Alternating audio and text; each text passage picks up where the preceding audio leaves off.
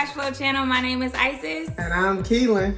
And we're here to serve you some more information regarding short-term rentals, specifically Airbnb. We're going over forecasting. So specifically for 2 properties that we own, we oversee 6, but we're gonna go over just 2. We're gonna go over one of the properties that's doing really well and another property that's not doing so well. And we can get into what actually contributes to that. And we love operating in full transparency. Anybody who has more than 3 properties, you're gonna have some down months, you're gonna have some struggles, but how do you bounce back? Because last night I took an L into... Now that I bounce back. Yeah. You know when you don't know the words to a song, you just you just mumble to it. But before we get into the video, you know what? I think I need a hat change, Isis. Let's see what hat number 1 looks like. You like that? Are we doing a Western? I feel like I need a holster. You know what? We can do another magic trick. Let's go hat number 2. I like this one. Swanky. Yeah, it's a little cool. I like it. I'm feeling the vibe. Okay, let's stick with this then.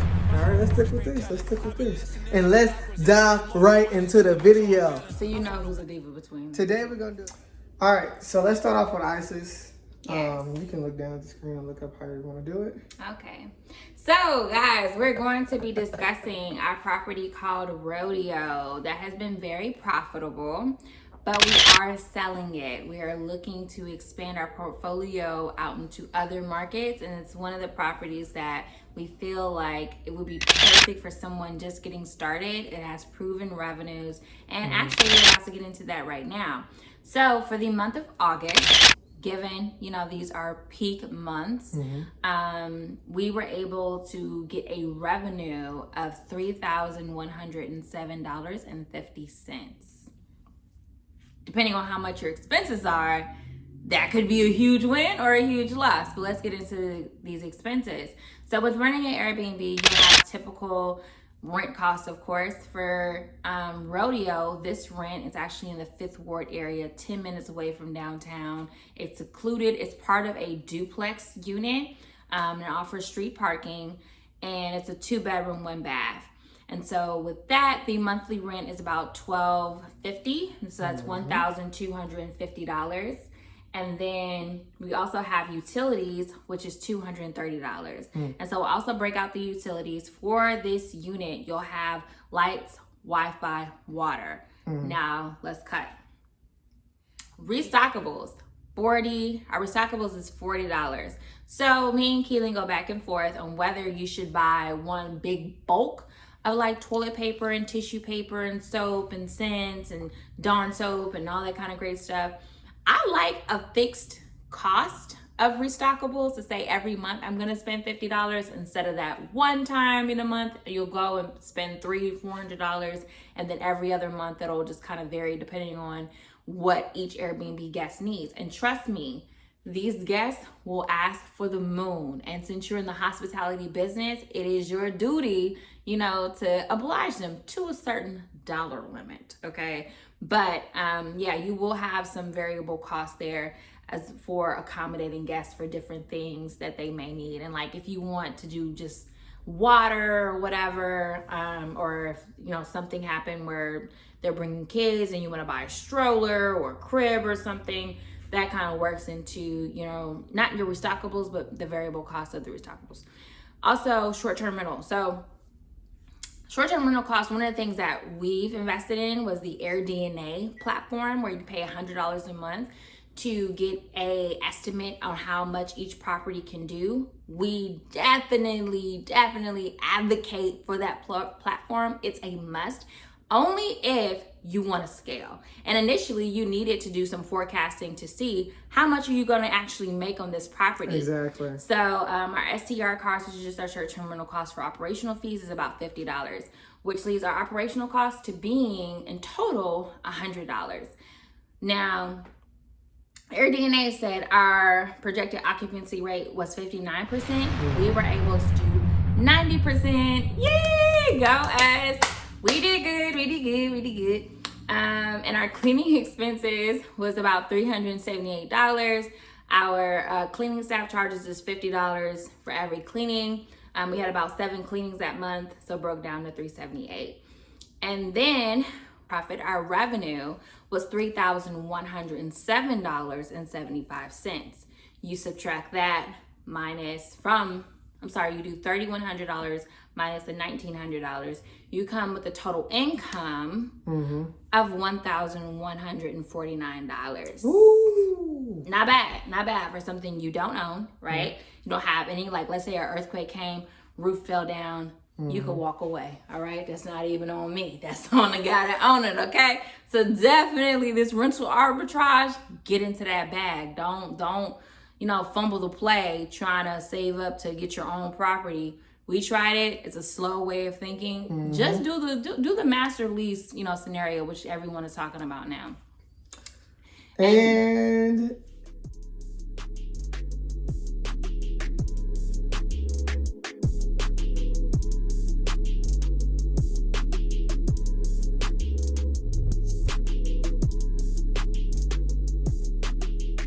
water is included and is baked into the rent. With houses, it typically is not, okay? Like, for the most part, every house, you're gonna have to pay for water, sometimes gas. So be wary of that. I'm not super excited about that part, but it was a great property to start off with. So that brings our utilities to $230, lights being $125. Kehlin, what is the average cost for our lights? And I know it's typically like $60 to $70, but can you speak to why it can be so? In Houston, lights can be $85 easily. In Houston, just because of the hot conditions, and it causes the air conditioning to work harder, and you want to keep the house cool all day. Some tenants just keep the house cool all day, and that can cause the AC to be higher, and as well as just having fixed rates with the energy provider that you choose can help significantly reduce that cost. And probably just getting multiple units at scale with one energy provider can help you get a flat fee. But we have a crazy energy story. Yeah, I was hoping you were going to get into that in the past. Yeah, we'll probably, you want to share that now or towards the end of the video? We can share it in another video. Okay, cool. So Wi-Fi is $75. We're currently working with Xfinity. I do not like Xfinity. I think they're too expensive. What I found, AT&T offers a package. It's a year-long contract for $56. Guys, do not get into the game of month-to-month or a 6-month contract. Just pull a trigger and do 12 months. The 6-month stuff is like you're paying an exorbitant amount of cost for what? You have a 12-month lease. You might as well go balls to the wall. So definitely just go with a longer contract. And with AT&T, it's about $56, $57 a month. It's perfect. I never have any issues. Xfinity,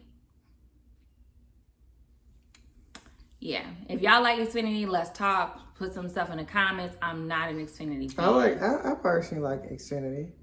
The issue Ask them if we got Xfinity in this house.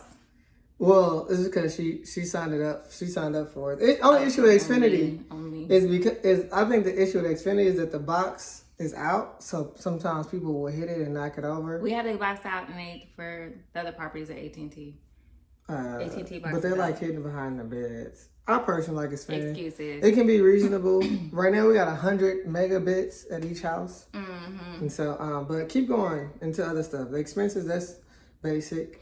Okay, yeah, so that comprises the utilities. Then we go into operational fees. Now this part varies depending on how you choose to operate your company. So one of the biggest things that we decided to do is take out a loan in order to acquire some of our units, right? Okay. And so with that, we baked in a loan cost about $100. So we charge each of our units like $100 to contribute to that total loan payment. And restockables. Now, restockables is another thing me and Kehlin go back and forth on.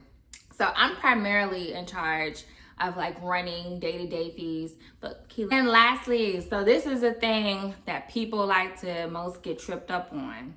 And initially in our years of business, January, February time come around, we have that conversation with our accountant, and we're like, hey, we made this much, you know, things are going this way, blah, blah, blah. And then he hits us with a, you owe X amount. Yeah, like $20,000, $30,000. Pump the brakes. What? No, I'm not. Where is that money coming from? You don't want to try to fumble and get those coins together, because the IRS don't play. Trust me, I've been online with them.